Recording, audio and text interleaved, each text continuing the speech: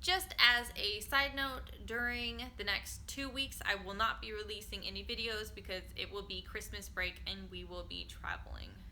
Happy holidays, everyone.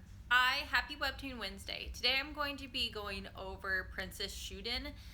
Now, let me just straight off say I am 23 chapters in. There was someone saying that it contains smut, which is a lot of sexual scenes. It does not. So far, they do have sex, but it's like you only see bare shoulders or back. You don't see like any nipples or crotches or even butts or anything like that. So I want to get that out there that that is not a thing. There's also no violence. You do see some battlefield scenes where there's kind of like dead bodies, but it's more like shadowy figures and it doesn't go really far into depth or like very gruesome or anything like that. Again, I'm only 23 chapters in. Now, this is a reincarnation story.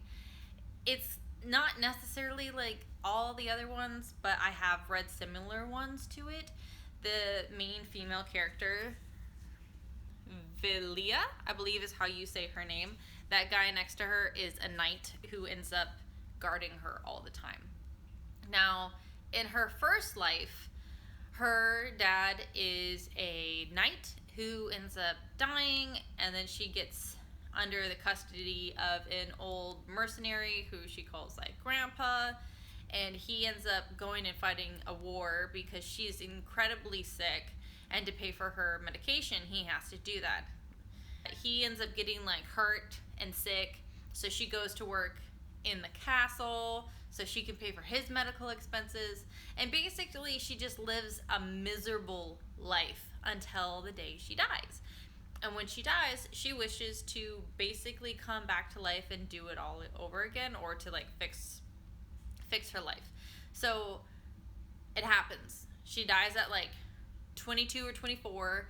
She goes back in time to when she's 13 and she does her life over again. And she already knows what's going to happen and who's going to betray her. So she just cuts ties with people as needs be, and she prepares for the future the best she can.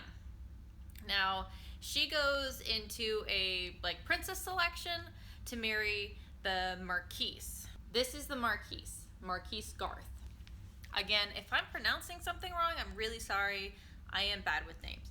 So she goes and meets him, and they end up getting married. He decides that he wants to marry her. Now, in the past, he married like a completely different woman, and this storyline, this plot line, or the events that were supposed to happen don't happen, obviously, because she's taking over that position of Marquise Garth's original bride. Okay, so because that timeline is completely altered because she is now his wife, things go off into a totally different direction.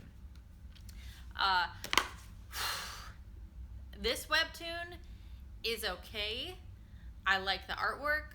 The characters are really enjoyable, but there's nothing extra to Vilia, right?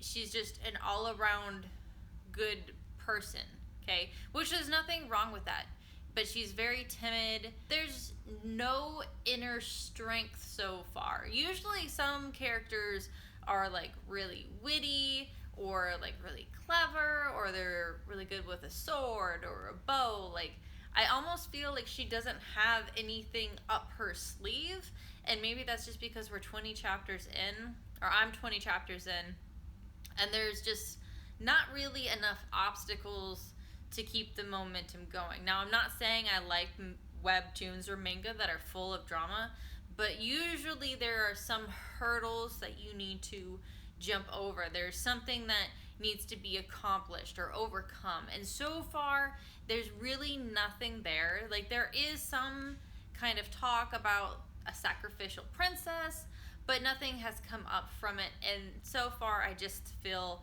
like this is kind of predictable, or something close to this has already been done before.